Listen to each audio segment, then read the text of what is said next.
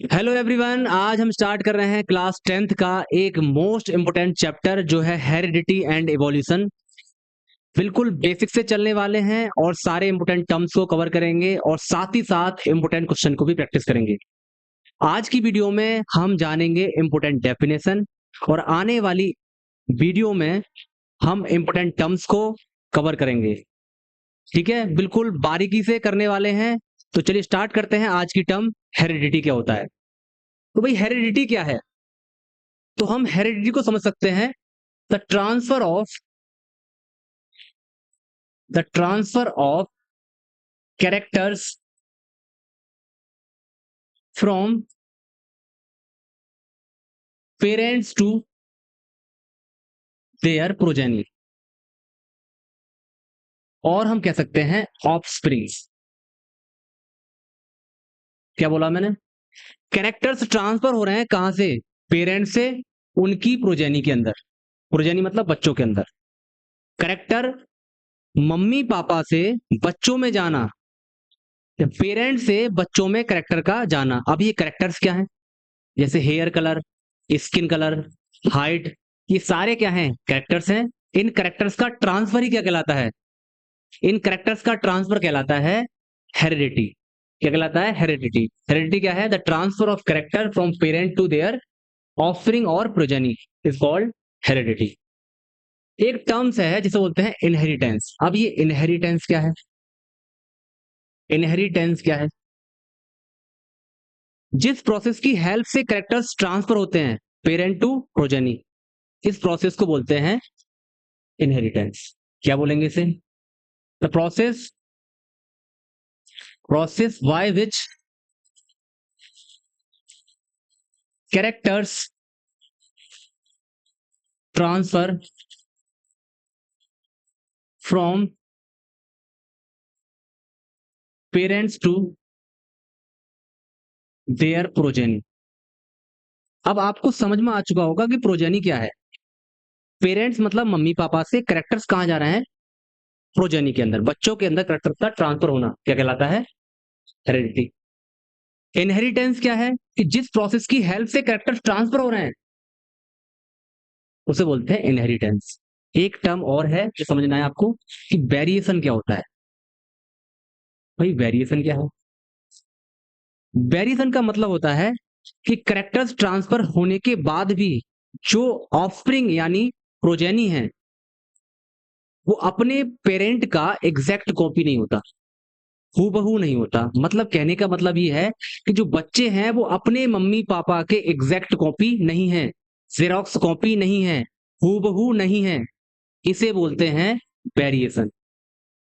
अभी तो बोला था कि कैरेक्टर ट्रांसफर होते हैं कहां से कहां? Parent to progeny. तो जब कैरेक्टर्स ट्रांसफर हो रहे हैं पेरेंट टू प्रोजेनी तो फिर ये वेरिएशन क्यों? वेरिएशन क्या है? वेरिएशन बोला था हमने कि कैरेक्टर्स ट्रांसफर होने के बाद भी जो ऑफस्प्रिंग है वो अपने पेरेंट के एग्जैक्ट कॉपी नहीं है, इसे बोलते हैं वेरिएशन। समझिए जरा। मैंने बोला ये पेरेंट है, यहां से कैरेक्टर जा रहे हैं कहां पर? उसके ऑफस्प्रिंग के अंदर। मतलब कैरेक्टर जा रहे हैं ऑफस्प्रिंग के अंदर, लेकिन जो ऑफस्प्रिंग है अपने पेरेंट के हूबहू नहीं है। जैसे आपने क्रिस मूवी देखी होगी और क्रिस का गाना भी सुना होगा। अब क्रिस मूवी में क्या होता है? जो क्रिस होता है, ठीक है ना, क्रिस होता है वो अपने पापा के क्या होता है? हूबहू होता है। मतलब दोनों ही क्या होते हैं? एग्जैक्ट कॉपी होते हैं ऑफ ईच अदर। लेकिन ऐसा रियल लाइफ में होता नहीं। ऐसा नहीं होगा कि पेरेंट की कॉपी बन गई ऑफस्प्रिंग। ठीक है, ये कॉपी नहीं होती। मेरे कहने का मतलब हुआ कि पी जो पेरेंट है वो not is equal to O मतलब ऑफस्प्रिंग। मतलब ये दोनों एग्जैक्ट कॉपी नहीं होते एक दूसरे की। इसे बोलते हैं वेरिएशन। अब वेरिएशन को लिखेंगे कैसे? कैसे लिखेंगे? तो मैं बोलूंगा कि ऑफ स्प्रिंग्स और क्या बोलते हैं ना, और बोलते हैं progeny are not exact copy of their parents. मैंने बोला वेरिएशन बता रहा है कि जो ऑफस्प्रिंग है वो ऑफस्प्रिंग है वो अपने पेरेंट की एग्जैक्ट कॉपी नहीं है, इसे बोलते हैं वेरिएशन। बहुत बढ़िया, समझ में आ गया क्या है। हमने बोला वेरिएशन क्या है कि जो ऑफस्प्रिंग है वो अपने पेरेंट की एग्जैक्ट कॉपी नहीं है। आप क्या समझते हैं, हेरेडिटी एंड वेरिएशन की स्टडी को बोलते हैं जेनेटिक्स। क्या टर्म आया, एक नया टर्म है जेनेटिक्स। जेनेटिक्स क्या है भाई, जेनेटिक्स बोलेंगे study of heredity. Heredity means होता है कि करेक्टर ट्रांसफर हुए, एंड वेरिएशन। इन दोनों की स्टडी को ही क्या बोलते हैं हम, जेनेटिक्स बोलते हैं। क्या बोलते हैं, जेनेटिक्स। जेनेटिक्स क्या है, जो हम पढ़ रहे हैं, ये सारा जो हम पढ़ रहे हैं, जो मेंडल का वर्क है, मेंडल के बारे में जो पढ़ेंगे, हम पढ़ने वाले हैं, वो सारा क्या है, जेनेटिक्स है। कि करेक्टर्स कैसे ट्रांसफर होते हैं, ठीक है ना, ये सारा क्या है, जेनेटिक्स है। ठीक है, तो जेनेटिक्स है क्या चीज, हेरिडिटी एंड वेरिएशन की स्टडी को बोलते हैं जेनेटिक्स। अब जो जेनेटिक्स टर्म है वो दी थी एक साइंटिस्ट जिसका नाम था पैटसन।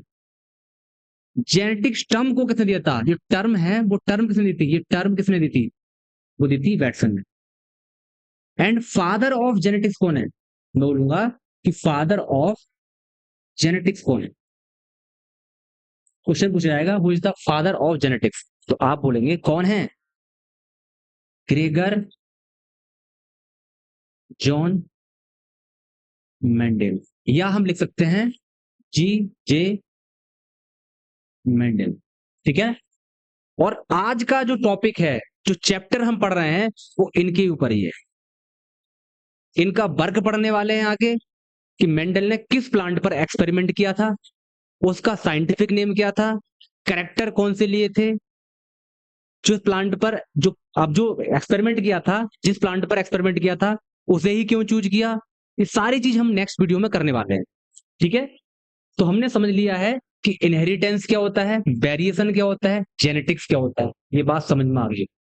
हम थोड़ा सा चीज समझते हैं, और जैसे इस चैप्टर में जो इंपोर्टेंट टर्म्स आती हैं, जैसे जीन, क्रोमोसोम, जैसे होमोलोगस क्रोमोसोम, ये सारी चीजों को समझेंगे। उससे पहले कुछ चीजों को समझते हैं। जैसे यहां पर आता है एक सेल। सेल क्या होता है, आपको पता है कि हर एक लिविंग थिंग्स यानी ऑर्गेनिज्म सेल से बना होता है। और सेल के अंदर क्या होता है, मैंने बोला कि सेल होती है, मतलब हर एक लिविंग थिंग्स यानी ऑर्गेनिज्म के अंदर क्या होती है, सेल होती है। सेल क्या होती है sir, cell is the structural and functional unit of life. मतलब स्ट्रक्चर कौन बना रही है, सेल, और फंक्शन कौन कर रहा है, सेल। तो हर किसी के अंदर सेल है। अब सेल के अंदर क्या है भाई, न्यूक्लियस है। न्यूक्लियस, ठीक। इसके अंदर क्या मिलेगा, हमें डीएनए मिलेगा। क्या मिलेगा, डीएनए। सर ये डीएनए क्या है, डीएनए क्या है, और डीएनए से क्या बनता है, क्रोमेटिन बनता है। सर ये क्या है, क्रोमेटिन से क्या बनता है, क्रोमोसोम बनता है। अब सर ये क्या है, हम सारी चीजों को समझेंगे बिल्कुल। ठीक है, एक सीक्वेंस है, तो मैं जैसे बोलूं क्रोमोसोम, क्रोमेटिन,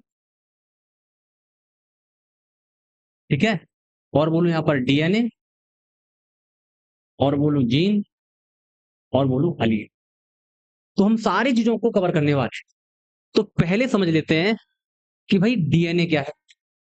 हमने अभी समझा कि भाई सेल के न्यूक्लियस में मिलता है, क्या मिलता है, डीएनए मिलता है। तो थोड़ा डीएनए के बारे में जान लेते हैं, एंड आगे चीजों को आसानी समझ सकते हैं। जैसे मैंने बोला कि भाई ये है सेल आपकी, मैं जो बात कर रहा हूं वो बात कर रहा हूं यूकैरियोटिक सेल की बात कर रहा हूं। यूकैरियोटिक सेल, इसके अंदर एक न्यूक्लियस होगा जो कि डबल मेम्ब्रेनस होता है।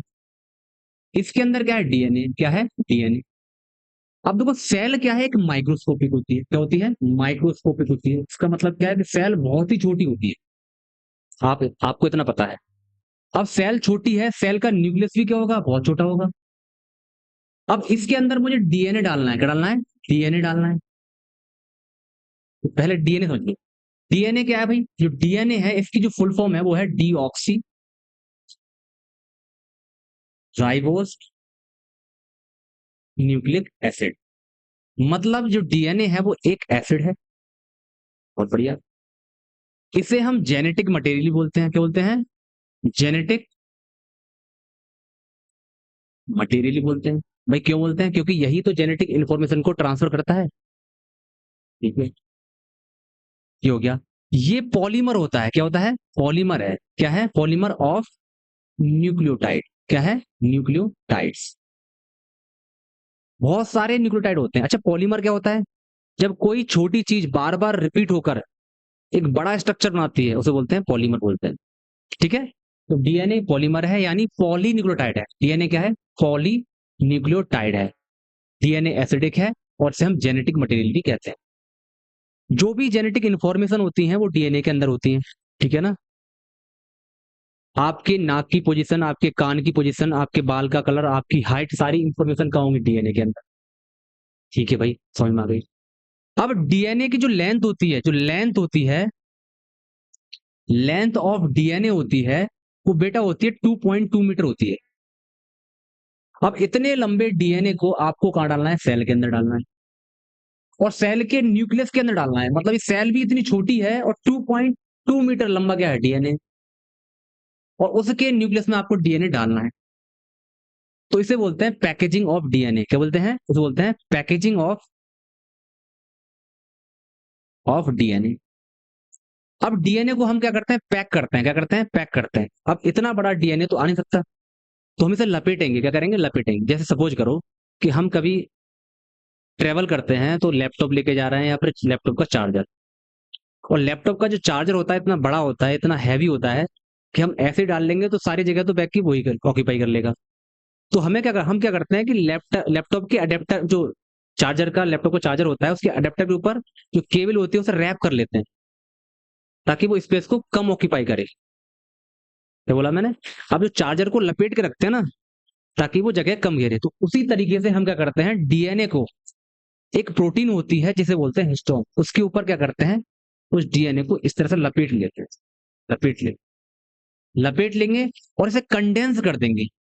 क्या कर देंगे? कंडेंस कर देंगे। क्या करेंगे हम? तो डीएनए हमारे पास, डीएनए को क्या करेंगे? कंडेंस करेंगे। कंडेंस मतलब से लपेटेंगे, और लपेट के बना लेंगे क्रोमेटिन। क्या बना लेंगे? क्रोमेटिन। जो कंडेंस फॉर्म है से बोलते हैं क्रोमेटिन। क्या बोलते हैं? क्रोमेटिन। डीएनए लंबा है, क्रोमेटिन क्या हो जाएगा? छोटा हो जाएगा। ठीक है, फिर क्रोमेटिन को हम और क्या करते हैं? कंडेंस करते हैं। क्रोमेटिन को क्या करेंगे? और कंडेंस करेंगे, तो बन जाएंगे हमारे पास, तो बन जाएंगे क्रोमोसोम। क्या बन जाएंगे? क्रोमोसोम। क्रोमोसोम्स। ठीक है, तो डीएनए कंडेंस हुआ, क्रोमेटिन, क्रोमेटिन कंडेंस हुआ, क्रोमोसोम। ठीक है, और ये चीज कहां मिलेंगी? सेल के अंदर। लेकिन ध्यान रखने वाली बात क्या है? ये तुम्हें मिलेगा न्यूक्लियस के अंदर। क्रोमेटिन कहां मिलेगा आपको? न्यूक्लियस के अंदर मिलेगा। ये बात ध्यान से समझनी है, ये कॉन्सेप्ट है। लेकिन क्रोमोसोम कब दिखाई देगा? क्रोमोसोम कब दिखाई देगा? जब सेल डिवाइड करेगी। क्रोमोसोम पूरी सेल में कभी दिखाई नहीं देगा, ओनली जब दिखाई देगा जब सेल क्या करेगी? डिवाइड करती है। जब सेल डिवीजन होता है, जब सेल डिवीजन होगा तभी आपको क्रोमोसोम दिखाई देंगे।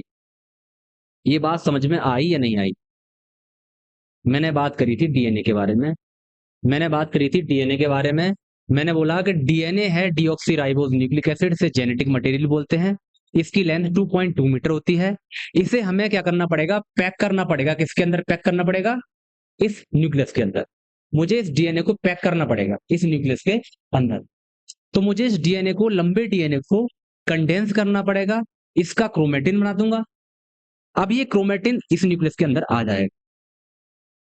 जब ये और कंडेंस होगा तो बना दूंगा इससे क्रोमोसोम, बना दूंगा तो बना दूंगा क्रोमोसोम।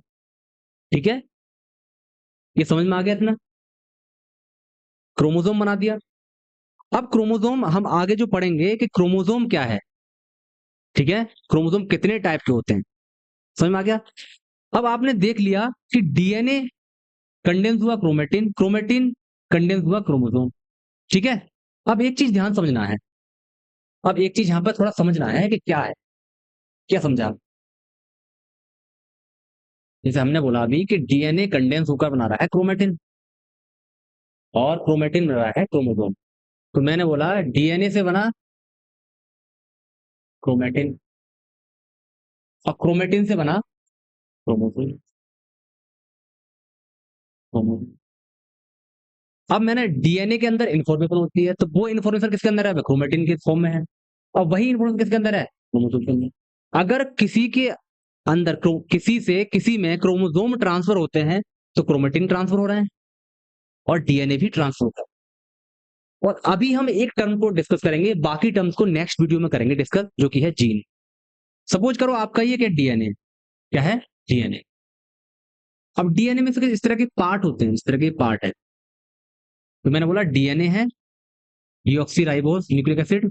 अब डीएनए में ये पार्ट है, एक पार्ट ये वाला हो गया, एक पार्ट ये वाला हो गया, एक पार्ट ये वाला हो गया। अब मान लो कि ये पार्ट ऑफ डीएनए क्या करता है? कोड करता है किसके लिए? प्रोटीन के लिए। मतलब ये वाला पार्ट ऑफ डीएनए, ये पूरा डीएनए है, इसका छोटा सा पार्ट है, प्रोटीन बना देता है। कैसे बनाएगा? डीएनए से बनाएगा, पहले बनाएगा ये एमआरएनए। क्या बनाएगा? एमआरएनए। फिर बनेगी प्रोटीन, इस तरह से। तो इस पार्ट को बोलेंगे हम जी। तो बोलेंगे जी, ऐसे ही ये कर रहा है, ऐसे ही ये कर रहा है। तो मैंने बोला कि जीन क्या है भाई? जीन क्या है? Part of DNA. मैं बोलूंगा पार्ट ऑफ डीएनए, ये बोल सकता हूँ small part of DNA, small part of DNA. जो क्या बनाता है? प्रोटीन बनाता है। क्या बनाता है? प्रोटीन बनाता है। उसे बोलते हैं जीन। क्या बोलते हैं? जीन। मतलब पूरा डीएनए जीन नहीं है, डीएनए के कुछ पार्ट हैं जो प्रोटीन बनाते हैं, जो प्रोटीन बनाने में हेल्प करते हैं, उन्हें बोलते हैं जीन।